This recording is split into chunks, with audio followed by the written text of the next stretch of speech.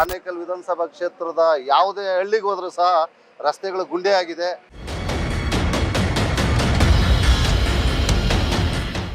ಕಳಪೆ ಕಾಮಗಾರಿಗೆ ನಾವೇ ಉತ್ತಮ ಅನ್ನೋ ರೀತಿ ಪ್ರದರ್ಶನ ಮಾಡಿ ಈ ಕ್ಷೇತ್ರದ ಶಾಸಕರು ನಡ್ಕೊಳ್ತಾ ಇದ್ದಾರೆ. ಯಾಕೆ ಅನುದಾನ ತಂದಿಲ್ಲ, ಯಾಕೆ ಅಭಿವೃದ್ಧಿ ಮಾಡಿಲ್ಲ, ಯಾಕೆ ಗುಂಡಿ ಮುಚ್ಚಿಲ್ಲ? ಈಗ ಆನೇಕಲ್ ಕ್ಷೇತ್ರ ಅಂದರೆ ಭ್ರಷ್ಟಾಚಾರ, ಕೊಲೆ, ಇನ್ನೊಂದು ಮತ್ತೊಂದು ಅನ್ನೋಂಥದ್ದನ್ನ ಇವತ್ತು ಹೆಸರುವಾಸಿ ಆಗಿದೆ. ಮತದಾರ ಬಂಧುಗಳು ಮತವನ್ನು ಹಾಕಿ ಅವ್ರನ್ನ ಗೆಲ್ಸಿರೋದು ಅವ್ರ ಸೇವೆ ಮಾಡಲಿಕ್ಕೆ ಹೊರತು ಬೇರೆ ಯಾವುದಕ್ಕೂ ಅಲ್ಲ.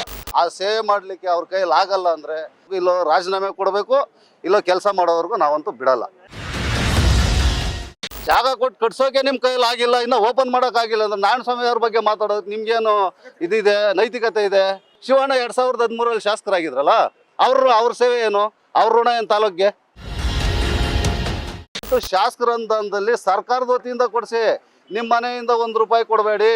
ಹೊಟ್ಟೆ ಬಟ್ಟೆ ಕಟ್ಟಿ ಅವ್ರ ಜಮೀನು ಇಟ್ಕೊಂಡಿರೋದನ್ನ ಕಿತ್ತು ಯಾರು ರೈತ ಬಾಂಧವರಿಗೆ ನೀವು ಮಾಡಿರೋಂಥ ಮೋಸ.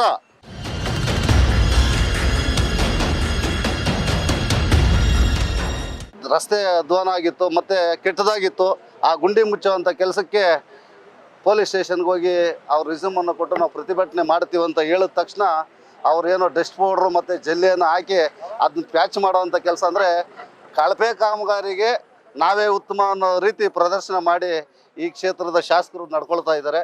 ಹಾಗಾಗಿ ಈಗಾಗಲೇ ನಿನ್ನೆ ಮೊನ್ನೆ ಎಲ್ಲ ಮಾತಾಡಿದ್ದೀವಿ ಶಾಸಕರ ನಡೆ ಯಾವ ಥರ ಇದೆ ಅಂತ. ಏನೇ ಆಗಲಿ, ಇಡೀ ಆನೇಕಲ್ ವಿಧಾನಸಭಾ ಕ್ಷೇತ್ರದ ಯಾವುದೇ ಹಳ್ಳಿಗೆ ಹೋದ್ರೂ ಸಹ ರಸ್ತೆಗಳು ಗುಂಡಿ ಆಗಿದೆ, ಹಾಳಾಗಿದೆ. ಅದನ್ನು ಸರಿ ಮಾಡಿಕೊಡೋವರೆಗೂ ಸಹ ನಾವು ಅವ್ರನ್ನ ಬಿಡಲ್ಲ ಅನ್ನೋ ಮಾತನ್ನು ಈ ಸಂದರ್ಭದಲ್ಲಿ ಹೇಳ್ತೀವಿ. ಕಾರಣ ಏನಂದರೆ ಅವ್ರಿಗೆ ಈ ಕ್ಷೇತ್ರದ ಜನ ಏನು 2023ರಲ್ಲಿ ಮತದಾರ ಬಂಧುಗಳು ಮತವನ್ನು ಹಾಕಿ ಅವ್ರನ್ನ ಗೆಲ್ಸಿರೋದು ಅವ್ರ ಸೇವೆ ಮಾಡಲಿಕ್ಕೆ ಹೊರತು ಬೇರೆ ಯಾವುದಕ್ಕೂ ಅಲ್ಲ. ಆ ಸೇವೆ ಮಾಡಲಿಕ್ಕೆ ಅವ್ರ ಕೈಯಲ್ಲಿ ಆಗಲ್ಲ ಅಂದರೆ ಅವ್ರಿಗೆ ವಿನಂತಿಯನ್ನು ಮಾಡ್ಕೊಳ್ತೀನಿ.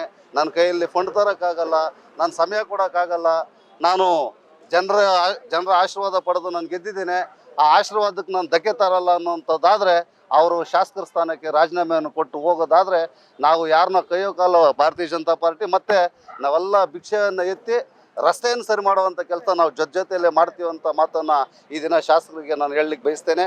ಹಾಗೆಯೇ ಇದೇನು ಹೊಸದಲ್ಲ. ಈಗ ಮಾಧ್ಯಮದ ಮಿತ್ರರಲ್ಲಿ ನಾನು ಕೇಳಬೇಕು, ಲಾಸ್ಟ್ ಟೈಮು 4 ವರ್ಷದ ಹಿಂದೆ ಅಂತ ಭಾವಿಸ್ತೇನೆ. 4 ವರ್ಷದ ಹಿಂದೆ ಚುನಾವಣೆ ಸಮಯ, ರಾಜ್ಯದಲ್ಲಿ BJP ಸರ್ಕಾರ ಇದ್ದಂಥ ಸಮಯ. ಆ ಸರ್ಕಾರದಲ್ಲಿ SR ಬೊಮ್ಮಾಯಿ ಅವರು ಮುಖ್ಯಮಂತ್ರಿಗಳಾಗಿದ್ದರು. ಮಳೆಗಾಲ, 1 ವರ್ಷ ಚುನಾವಣೆ ಇದೆ. ಮಾನ್ಯ ಈ ಕ್ಷೇತ್ರದ ಪ್ರಭಾವಿ ನಾಯಕರು ಶಾಸಕರಾದಂಥ ಶಿವಣ್ಣವರು ಪಾದಯಾತ್ರೆ ಮುಖೇನ ಹಳ್ಳಿಗೆ ಹೋಗಿ ಚಂದಾಪುರದಲ್ಲಿ ಅವರ ಪಾರ್ಟಿಯ ಒಂದು ಟವಲನ್ನು ನೆತ್ತಿ ಕಟ್ಕೊಂಡು, ಅಂದರೆ ತಲೆ ಕಟ್ಕೊಂಡು ಪಾಪ ಭಾವುಕರಾಗಿ ಹೇಳೋಕ್ಕಾಗಲ್ಲ. ಅವ್ರಿಗೆ ಯಾವುದಾದ್ರೂ ಒಂದು ಸಿನಿಮಾ ಯಾವುದಾದ್ರೂ ಮಾಡಿದ್ರೆ, ಯಾವುದಾದ್ರೂ ದಯವಿಟ್ಟು ಒಂದು ಸಿನಿಮಾ ಕೊಡಿ ಅವ್ರಿಗೆ, ಅವರೇ ಪ್ರೊಡ್ಯೂಸರ್ ಆಗ್ತಾರೆ, ಡೈರೆಕ್ಟರ್ ಆಗ್ತಾರೆ, ಹೀರೋ ಆಗ್ತಾರೆ, ವಿಲನ್ ಆಗ್ತಾರೆ, ಎಲ್ಲ ಮಾಡೋದಕ್ಕೂ ಈ ಕ್ಷೇತ್ರದ ಶಾಸಕರು ಎಲ್ಲದಕ್ಕೂ ರೆಡಿ ಇರ್ತಾರೆ ಅನ್ನೋಂಥದ್ದಕ್ಕೆ ಇದೊಂದು ಉದಾಹರಣೆ. ಆವತ್ತಿನ ದಿನ ಕಾಲ್ನಡಿಗೆಯಲ್ಲಿ ಬಂದು ಚಂದಾಪುರದಲ್ಲಿ ನಿಂತ್ಕೊಳ್ತಾರೆ. ಚಂದಾಪುರದಲ್ಲಿ ನಿಂತ್ಕೊಂಡು ಮಳೆ ಬರ್ತಾ ಇದೆ, ಆ ಮಳೆಯಲ್ಲಿ ಸಹ ಲೆಕ್ಸದೆ ಪಾಪ ಮಾನ್ಯ ಶಿವಣ್ಣವ್ರು ಏನು ಹೇಳ್ತಾರೆ ಅಂದರೆ, ಸಾರ್ ಕೈ ಮುಗಿತೀವಿ, ಆನೇಕಲ್ ಕ್ಷೇತ್ರದ ಜನ ರಸ್ತೆಗಳು ಹಾಳಾಗಿದೆ, ನನ್ನ ಕೇಳ್ತಾ ಇದ್ದಾರೆ, ನನ್ನ ತಲೆ ಎತ್ಕೊಂಡು ತಿರ್ಗೋಕ್ಕಾಗ್ತಾ ಇಲ್ಲ, ಕಾಲ್ನಡಿಗೆಯಲ್ಲಿ ಪಾದಯಾತ್ರೆ ಮಾಡ್ತಾ ಇದ್ದೀನಿ. ಹಾಗಾಗಿ ಸರ್ಕಾರ BJP ಸರ್ಕಾರ ಇದೆ, ಬೊಮ್ಮಾಯಿ ಸಾಹೇಬ್ರೆ ದಯವಿಟ್ಟು ನಿಮ್ಮ ಕೈ ಮುಗಿತೀನಿ ಅಂತ ಕಣ್ಣಲ್ಲಿ ನೀರು ಹಾಕ್ಕೊಂಡು ಭಾವುಕರಾಗಿ ನನಗೆ ಅನುದಾನವನ್ನು ಕೊಡಿ, ಮಲತಾಯಿ ಧೋರಣೆ ಮಾಡಬೇಡಿ, ನನಗೆ ಅನುದಾನವನ್ನು ಕೊಡಿ ಅಂತ ಕೇಳ್ಕೊಳ್ತಾರೆ. ಆಗ ಪಾಪ ನಾವು ಅಂದ್ಕೊಂಡ್ಬಿಟ್ವಿ, ಎಲ್ಲ ಜನಸಾಮಾನ್ಯರು ಮತದಾರರು ನಾವು ಅಂದ್ಕೊಂಡ್ವಿ ಏನಂತ, ಪಾಪ ಶಿವಣ್ಣ ಇಷ್ಟು ಒಳ್ಳೆ ಬುದ್ಧಿ ಬಂದಿದೆ, ಶಿವಣ್ಣ ಒಳ್ಳೆಯವರು, ಪಾಪ BJP ಸರ್ಕಾರ ಅನುದಾನ ಕೊಡ್ತಾ ಇಲ್ಲ, ಶಿವಣ್ಣ ಏನು ಮಾಡೋದಕ್ಕೆ ಸಾಧ್ಯ ಅಂತ ಮತದಾರರ ಮನಸ್ಸಲ್ಲಿ ಒಡಕನ್ನು ಹೂಡಿಸಿ ಇಲ್ಲಸಲ್ಲದ ಸರ್ಕಾರದ ಮೇಲೆ ಆಪಾದನೆಯನ್ನು ಹಾಕಿ ಆವತ್ತಿನ ದಿನ ಎಲೆಕ್ಷನನ್ನು, ಚುನಾವಣೆಯನ್ನು ಗೆಲ್ಲಲಿಕ್ಕೆ ಎಷ್ಟು ಅವತಾರ ಬೇಕೋ ಸಿನಿಮಾ ರೀತಿಯಲ್ಲಿ ಅವರು ಹೀರೋ ಆಗಿ ಪ್ರದರ್ಶನ ಮಾಡಿದ್ರು. ಆದರೆ ಆವತ್ತಿನ ದಿನ ಬಿಡಿ, ಆವತ್ತು ಮಲತಾಯಿ ಧೋರಣೆ BJP ಸರ್ಕಾರ ಮಾಡಿದ್ದೆ. ಆದರೆ ಇವತ್ತು ಮಾನ್ಯ ಶಾಸಕರೇ, ಇವತ್ತು ನಾನು ಕೇಳ್ತಾ ಇದ್ದೀನಿ, ರಾಜ್ಯದಲ್ಲಿ ಕಾಂಗ್ರೆಸ್ ಸರ್ಕಾರ, ನೀವೇ ಆಡಳಿತ ಪಕ್ಷ, ಈ ಕ್ಷೇತ್ರದಲ್ಲಿ ನೀವೇ ಶಾಸಕರು, ಯಾಕೆ ಅನುದಾನ ತಂದಿಲ್ಲ, ಯಾಕೆ ಅಭಿವೃದ್ಧಿ ಮಾಡಿಲ್ಲ, ಯಾಕೆ ಗುಂಡಿ ಮುಚ್ಚಿಲ್ಲ? ಭ್ರಷ್ಟಾಚಾರ ಅಂತ ಹೇಳಿದ್ರೆ ಇಡೀ ಆನೇಕಲ್ಲಲ್ಲಿ ಮೊದಲು ಹೆಂಗಿತ್ತು ಅಂದರೆ, ಆನೇಕಲ್ ಅಂತ ಹೇಳಿದ್ರೆ ಇಡೀ 224 ಕ್ಷೇತ್ರಕ್ಕೂ ಮಾದರಿ ಕ್ಷೇತ್ರ ಆಗಿತ್ತು ಆನೇಕಲ್ ಕ್ಷೇತ್ರ ಅಂದರೆ. ಈಗ ಆನೇಕಲ್ ಕ್ಷೇತ್ರ ಅಂದರೆ ಭ್ರಷ್ಟಾಚಾರ, ಕೊಲೆ, ಇನ್ನೊಂದು ಮತ್ತೊಂದು ಅನ್ನೋಂಥದ್ದನ್ನು ಇವತ್ತು ಹೆಸರುವಾಸಿಯಾಗಿದೆ. ನೀವು 13 ವರ್ಷಗಳಿಂದ ಬಂದು ನೀವು ಏನು ಮಾಡಿದ್ದೀರ ಅನ್ನೋದನ್ನೊಂದು ಸ್ವಲ್ಪ ದಯವಿಟ್ಟು ಹೇಳಬೇಕಾಗಿದೆ. ಇದೆಲ್ಲ ಮಾಡಿ ಸುಮ್ಮನೆ ಜನರ ಆಶೀರ್ವಾದ ಪಡಲಿಕ್ಕೆ ಆ ಸಮಯಕ್ಕೆ ಸಂದರ್ಭಕ್ಕೆ ತಕ್ಕಾಗೆ ನೀವೊಂದು ಏನೋ ಸುಳ್ಳು ಪಳ್ಳು ಹೇಳಿ ಚುನಾವಣೆಯನ್ನು ಗೆಲ್ತೀರಾ. ಇದು 2013 ಕುಕ್ಕರ್ ಚುನಾವಣೆ ಅಲ್ಲ, ಕುಕ್ಕರ್ ಕೊಟ್ಬಿಟ್ಟು ಓಟ್ ಹಾಕ್ಸ್ಬಿಟ್ಟು ಗೆದ್ಬಿಟ್ಟು ಚುನಾವಣೆ ಅಲ್ಲ. ಮುಂದೆ ಈಗ ಜನ ಎಲ್ಲರೂ ಬುದ್ಧಿವಂತರಾಗಿದ್ದಾರೆ. ಮುಂದಿನ ದಿನಗಳಲ್ಲಿ ನಿಮಗೆ ಬುದ್ಧಿಯನ್ನು ಹೇಳುವಂಥ ಕೆಲಸ ದಯವಿಟ್ಟು ಮಾಡ್ತಾರೆ. ಈ ಥರ ನಡ್ಕೊಳ್ಳೋವಂಥದ್ದು ನಿಮಗೆ ಶೋಭೆ ತರುವಂಥ ಕೆಲಸ ಅಲ್ಲ. ದಯವಿಟ್ಟು ಜನರು ಸ್ಪಂದಿಸಿದ್ದಾರೆ, ನಿಮ್ಗೆ ಆಶೀರ್ವಾದ ಮಾಡಿದ್ದಾರೆ. ದಯವಿಟ್ಟು ಜನರಿಗೆ ಹೊಂದಾಣಿಕೆ ಮಾಡಿ ಸ್ಪಂದಿಸಿ ಅಂತೇಳಿ ತಮ್ಮಲ್ಲಿ ಎಚ್ಚರಿಕೆಯನ್ನು ಕೊಡ್ತಾ ಇದ್ದೀವಿ. ಬೇರೆ ಸಾಂಕೇತಿಕವಾಗಿ ಆನೇಕಲ್ಲಲ್ಲಿ ಮಾಡಿದ್ವಿ, ಅತ್ವೇಲಲ್ಲಿ ಮಾಡಿದ್ವಿ ಅಂತೇಳಿ ಈ ಕಿವಿನಲ್ಲಿ ಕೇಳಿ ಈ ಕಿವಿನಲ್ಲಿ ಬಿಡೋದೇ ಆದರೆ ಇಡೀ ಆನೇಕಲ್ ಪೂರ್ತಿ ನಮ್ಮ ಭಾರತೀಯ ಜನತಾ ಪಾರ್ಟಿ ಮತ್ತು ಜನಸಾಮಾನ್ಯರು ನಾಗರಿಕ ಬಂಧುಗಳ ಜೊತೆಯಲ್ಲಿ ಸತ್ಯ ಹೇಳ್ತಾ ಇದ್ದೀವಿ. ನಿಮಗೆ ಹೇಳ್ಬಾರ್ದು, ಉಗ್ರ ಹೋರಾಟವನ್ನು ನಡೆಸ್ತೇವೆ. ದಯವಿಟ್ಟು ಅದಕ್ಕೆ ಅವಕಾಶ ಮಾಡಿಕೊಡ್ಬೇಡಿ. ಆಮೇಲೆ ಬಂದಂಥ ಹೋದಂಥವ್ರಿಗೆಲ್ಲನೂ ಏನಾಗ್ತಾ ಇದೆ, ಸಮಸ್ಯೆಗಳಾಗ್ತಾ ಇದೆ. ಸುಮ್ಮನೆ ಈಗ ನಾವು ಸಹ ಈ ದಿನ ನಾವು ಒಂದು ಸೈಡಲ್ಲಿ ಸಾಂಕೇತಿಕವಾಗಿ ಪ್ರತಿಭಟನೆ ಹಮ್ಮಿಕೊಂಡಿದ್ದೀವಿ. ರಸ್ತೆ ತಡೆ ಆಗಿಲ್ಲ ಅಂದರೆ ಬರೋವಂಥ ಓಡಾಡೋವಂಥ ವಾಹನಗಳಿಗೆ ನಾವೇನು ತೊಂದರೆ ಕೊಟ್ಟಿಲ್ಲ. ಹಾಗಾಗಿ ನಿಮ್ಗೆ ಎಚ್ಚರಿಕೆಯನ್ನು ಕೊಡ್ತಾ ಇದ್ದೀವಿ. ದಯವಿಟ್ಟು ಇದನ್ನು ಸರಿ ಮಾಡ್ಕೊಳ್ಳಿ ಅಂತ ನಿಮ್ಗೆ ಹೇಳ್ತಾ ಇದ್ದೀವಿ. ಏನು ಕಾಂಗ್ರೆಸ್ ಸರ್ಕಾರದಲ್ಲಿ ಅಂದರೆ ಆನೇಕಲ್ಲಲ್ಲಿ ರಸ್ತೆಗಳೇ ಆಗ್ತದೆ, ಬಿಲ್ಗಳು ಹಾಕಿದ್ದಾವೆ ಅಂತ.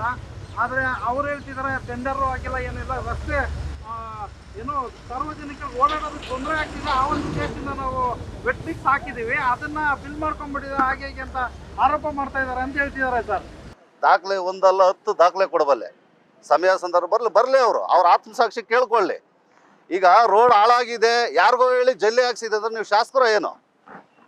ಜಲ್ಲಿ ಹಾಕ್ಸೋಂಥ ಕೆಲಸ ಯಾಕೆ? ಯಾರಿಗೋ ಹೇಳಿ ಮಾಡೋವಂಥ ಕೆಲಸ ಯಾಕೆ? ನೀವು ಶಾಸಕರು, ಜನಪ್ರತಿನಿಧಿಗಳು, ಮತದಾರರು ಓಟ್ ಹಾಕಿ ಶಾಸಕರು ಮಾಡಿದ್ದಾರೆ. ಅದು ಯಾವ ಮಾತದು? ಯಾರಿಗೋ ಹೇಳಿ ಮಾಡಿಸಿದ್ದೀನಿ ಅನ್ನೋದೇನದು? ನೀವು ಮಾಡೋವಂಥ ಕೆಲಸ ಸ್ವಾಮಿ. ನೀವು ಶಾಸಕರಾಗಿರ್ಬೋದು, ಈ ಆನೇಕಲ್ನ ಮೊದಲನೇ ಪ್ರಜೆ ಆಗಿರ್ಬೋದು. ಆದರೆ ಮತದಾರರಿಗೆ ನೀವು ಸೇವಕರು ಕೆಲಸ ನೀವು ಮಾಡ್ಬೇಕು. ಅದನ್ನ ಬಿಟ್ಬಿಟ್ಟು ಯಾರಿಗೋ ಹೇಳದೆ ಮಾಡಿದೆ ಅಂದರೆ ಬರಲಿ, ಸಮಯ ಸಂದರ್ಭ ಬಂದಾಗ ಅವರು ಕುತ್ಕೊಳ್ಳಿ, ಚರ್ಚೆಗೆ ಬರಲಿ, ದಾಖಲೆ ಸಮೇತ ನಾವು ಕೊಡ್ತೀವಿ. ಸಾರ್ವಜನಿಕ ವಲಯದಲ್ಲಿ ಒಂದು ಪ್ರಶ್ನೆ ಎದ್ದಿದೆ. 3 ವರ್ಷದಿಂದ ಆಡಳಿತ ಪಕ್ಷನೂ ಇಲ್ಲ, ವಿರೋಧ ಪಕ್ಷನೂ ಇಲ್ಲ. ಈಗ ವಿರೋಧ ಪಕ್ಷದವರು ಪ್ರತಿಭಟನೆ ಮಾಡೋದಕ್ಕೆ ಶುರು ಮಾಡಿದ್ದಾರೆ. ಚುನಾವಣೆ 2 ವರ್ಷ ಇರೋದ್ರಿಂದ ಅದೇ ರೀತಿ ಆಡಳಿತ ಪಕ್ಷದವರು ಇನ್ನೊಂದು ವರ್ಷದಲ್ಲಿ ಅವರು ಬರ್ತಾರೆ. ಇದು ನಮ್ಮ ದುಸ್ಥಿತಿ. ಸಂಸದರು ನಮ್ಮ ಕಷ್ಟ ಕೇಳೋರಿಲ್ಲ, ಶಾಸಕರು ಕೇಳೋದಿಲ್ಲ. ಇನ್ಯಾರು ನಾವು ನಮ್ಮ ಕಷ್ಟ ಯಾರ ಹತ್ರ ಹೇಳೋದು? ಈಗ ಚುನಾವಣೆ ಬಂದರೆ ಮಾತ್ರನ ನಾವು ಜ್ಞಾಪನ ಬರೋದು ಅನ್ನೋದು ಸಾರ್ವಜನಿಕರ ಪ್ರಶ್ನೆ. ನೋಡಿ ಸರ್, ಈ ಹಿಂದಿನ ದಿನಗಳೆಲ್ಲ ಏನಾಗಿದೆ, ನಾವು ಆಡಳಿತ ಪಕ್ಷದ ಶಾಸಕರಾದಂಥ ಶಿವಣ್ಣವ್ರಿಗೆ ಏನಾದರೂ ಕೆಲಸ ಮಾಡೋಕೆ ಅವ್ರೇನೋ ಕೆಲಸ ಮಾಡ್ತಾರೆ ಅಂದರೆ, ಇಲ್ಲ ರಸ್ತೆ ಕಾಮಗಾರಿ ಮಾಡ್ತಾರೆ, ಲೈಟ್ ಹಾಕ್ಸ್ತಾರೆ, ನೀರು ಹಾಕ್ಸ್ತಾರೆ ಅಂದರೆ ನಾವು ಕ್ವಾಲಿಟಿ ಚೆಕ್ ಮಾಡೋಕೆ ಹೋದರೆ ನೋಡು ನಾವು ಮಾಡೋ ಕೆಲಸನ ವಿರೋಧ ಪಕ್ಷವಾಗಿ ಅಡ್ಡಾಕಕ್ಕೆ ಬರ್ತಾರೆ ಅಂತಾರೆ. ನಿಜ ಅಲ್ವಾ? ಹಾಗಾಗಿ ಮತದಾರ ಬಂಧುಗಳಿಗೆ ಮನವರಿಕೆ ಆಗಲಿ. ಈಗ ನಾನು ಹೇಳಿ ಮನವರಿಕೆ ಮಾಡೋವಂಥ ಅವಶ್ಯಕತೆ ಇಲ್ಲ. ಇನ್ನು 2 ವರ್ಷ ಇದೆ ಚುನಾವಣೆ.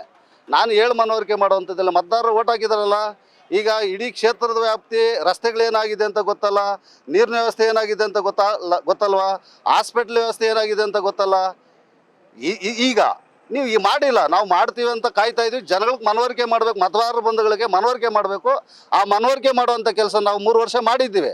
ಇನ್ನು ಮೇಲೆ 3 ದಿನದಿಂದ ನಾನು ಹೇಳಿದ್ದೀನಿ ತಮ್ಮ ಮಾಧ್ಯಮದ ಮುಖಾಂತರ ಪ್ರಾರಂಭ ಆಗಿದೆ. ಸತ್ಯವಾಗ್ಲೂ ಹೇಳ್ತಾ ಇದ್ದೀನಿ, ಅವ್ರ ಹತ್ರ ಕೆಲಸ ಮಾಡೋವರೆಗೂ ಇಲ್ಲೋ ರಾಜೀನಾಮೆ ಕೊಡಬೇಕು, ಇಲ್ಲೋ ಕೆಲಸ ಮಾಡೋವರೆಗೂ ನಾವಂತೂ ಬಿಡಲ್ಲ.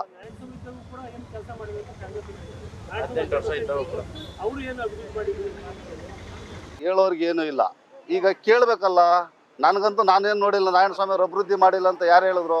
ನಾರಾಯಣಸ್ವಾಮಿ ಅಭಿವೃದ್ಧಿ ಮಾಡ್ತಿರೋನೇ ತಾವು ಮಾಡಿದ್ದೇನೋ?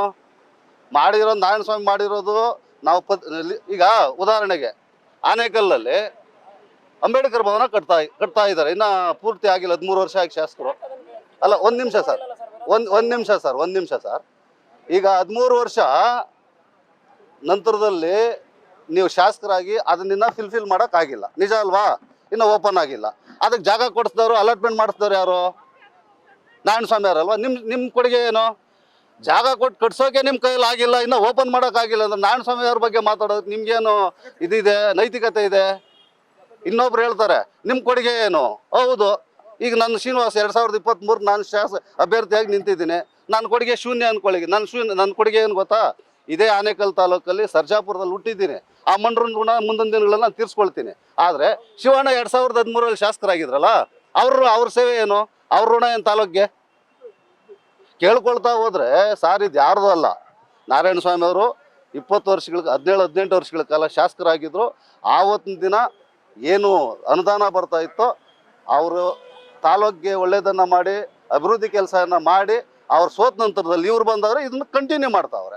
ಈಗ ನಾವು ಅಷ್ಟೇ, ಇವ್ರು ಶಿವಣ್ಣ ಹೋದ್ಮೇಲೆ ಯಾರಾದರೂ ಬರ್ತಾರೆ, ಕಂಟಿನ್ಯೂ ಆಗ್ತಾರೆ.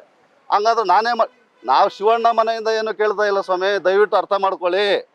ನಾವು ಕಟ್ಟಿರೋ ಟ್ಯಾಕ್ಸು ಸರ್ಕಾರದ ವತಿಯಿಂದ, ನೀವು ಶಾಸಕರಾಗಿದ್ದೀರಾ, ದಯವಿಟ್ಟು ಶಾಸಕರ ಅನುದಾನದಲ್ಲಿ ಸರ್ಕಾರದ ವತಿಯಿಂದ ಕೊಡಿಸಿ. ನಿಮ್ಮ ಮನೆಯಿಂದ ₹1 ಕೊಡಬೇಡಿ, ನಿಮ್ಮ ಮನೆಯಿಂದ ನಮಗೇನು ಒಳ್ಳೇದು ಮಾಡಬೇಡಿ. ನಿಮ್ಮ ಮನೆಯವ್ರನ್ನ ಚೆನ್ನಾಗಿ ನೋಡ್ಕೊಳ್ಳಿ, ನಿಮ್ಮ ಕುಟುಂಬನ ಚೆನ್ನಾಗಿ ನೋಡ್ಕೊಳ್ಳಿ. ನಮ್ಮ ಅನುದಾನ, ನಮ್ಮ ಹಕ್ಕು, ನಮ್ಮ ರೈಟ್ಸ್ ನಮ್ಗೆ ಕೊಡಿ ಅಂತ ನಾನು ಶಾಸಕರಲ್ಲಿ ವಿನಂತಿಯನ್ನು ಮಾಡ್ಕೊಳ್ತೇನೆ. ಕೈಗಾರಿಕಾ ಸಚಿವರ ಹತ್ರ ಕರ್ಕೊಂಡು ಹೋಗ್ತಾರೆ, ಬರೀ ಮನವಿ ಪತ್ರ ಕೊಟ್ಬಿಟ್ಟು ಬರ್ತಾರೆ. ರೈತರಿಗೆ ಯಾವುದೇ ರೀತಿ ಅವರು ಸ್ಪಂದಿಸ್ತಾ ಇಲ್ಲ ಅನ್ನೋ ಒಂದು ಮಾತನ್ನು ನೀವು ಆರೋಪ ಮಾಡಿದ್ರೆ, ಅವರು ಪ್ರತ್ಯಾರೋಪ ಏನ್ ಮಾಡ್ತಿದ್ದಾರೆ? ವಿರೋಧ ಪಕ್ಷದ ನಾಯಕರ ಹತ್ರ ರೈತರನ್ನ ಕರ್ಕೊಂಡು ಹೋದ್ರು, ಏನ್ ಮಾಡೋದು? ಸೆಷನ್ ಅಲ್ಲಿ ಮಾತಾಡಲೇ ಇಲ್ಲ. ವಿರೋಧ ಪಕ್ಷದ ನಾಯಕರು ಸೆಷನ್ನಲ್ಲಿ ಮಾತಾಡಲ್ಲ ಅಂತ ಪ್ರಶ್ನೆ ಹಾಕ್ತೀರಾ ಸರ್? ಈ ಭಾಗದ ಶಾಸಕರು ಈ ಆನೇಕಲ್ ವಿಧಾನಸಭಾ ಕ್ಷೇತ್ರದಲ್ಲಿ ಸರಿಸುಮಾರು 2500 ಎಕರೆ KDB ಅಕ್ವಿಜೇಷನ್ ಆಗಿದೆ. 2500 ಎಕರೆ KDB ಅಕ್ವಿಜೇಷನ್ ಆಗಿ ನೀವು ಈ ಭಾಗದ ಶಾಸಕರು ಮತ್ತು ಸರ್ಕಾರ ನಿಮ್ಮದೇ, ಕೈಗಾರಿಕಾ ಸಚಿವರು ಇದ್ದಾರೆ. ನೀವು ಯಾವುದೋ ಕರ್ಕೊಂಡೋಗಿ ಮನವಿ ಪತ್ರ ಕೊಟ್ಟು ನಾನು ಮಾಡಿಸ್ತೀನಿ ಅನ್ನೋದಲ್ಲ ಇಂಪಾರ್ಟೆಂಟು. ನೀವು ಟೇಬಲ್ ತಟ್ಟಿ ನಂದು ನೀವು ಮನವಿ ಪತ್ರ ಕೊಡೋದಲ್ಲ, ನಾನು ಮಾಡಿಸ್ತೀನಿ ಅನ್ನೋ ಜವಾಬ್ದಾರಿ ನಿಮ್ಮದಾಗಿರ್ಬೇಕಾಯ್ತು. ಅದು ನೀವು ಮಾಡಿಲ್ಲ, ಅದು ನಿಮ್ಮ ಅಪರಾಧ. ಅದು ಜನಗಳಿಗೆ, ಯಾರು ರೈತ ಬಾಂಧವರಿಗೆ ನೀವು ಮಾಡಿರೋಂಥ ಮೋಸ. ಅವರು ರೈತರು ರಾಜ್ಯದ ದೇಶದ ಬೆನ್ನೆಲುಬು, ಅನ್ನ ಕೊಡೋವಂಥ ದೇವರು. ಆ ದೇವ್ರನ್ನ ಹೊಟ್ಟೆ ಬಟ್ಟೆ ಕಟ್ಟಿ ಅವ್ರ ಜಮೀನು ಇಟ್ಕೊಂಡಿರೋದನ್ನ ಕಿತ್ತು ನೀವು ಕೊಡೋವಂಥ ಕೆಲಸ, ನಿಮ್ಮನ್ನು ಗೆಲ್ಸಿರೋವಂಥದ್ದಕ್ಕೆ ನೀವು ಮಾಡಿದ್ದೀರಾ. ಆ ರೈತರು ಮುಂದಿನ ದಿನಗಳಲ್ಲಿ ನಿಮ್ಗೆ ಉತ್ತರ ಹೇಳ್ತಾರೆ. ನೀವು ಈ ಕೂಡ ಎಲ್ಲ ನಮ್ಮ ಚಾನಲ್ಗೆ ಸಬ್ಸ್ಕ್ರೈಬ್ ಆಗಿಲ್ಲ ಅಂದರೆ ಸಬ್ಸ್ಕ್ರೈಬ್ ಬಟನನ್ನು ಕ್ಲಿಕ್ ಮಾಡಿ, ಪಕ್ಕದಲ್ಲಿರೋ ಬೆಲ್ ಐಕನನ್ನು ಕ್ಲಿಕ್ ಮಾಡಿ. ನಾವು ಅಪ್ಲೋಡ್ ಮಾಡುವಂತಹ ವೀಡಿಯೋಸ್ ನಿಮಗೆ ನೋಟಿಫಿಕೇಶನ್ ಬರುತ್ತೆ.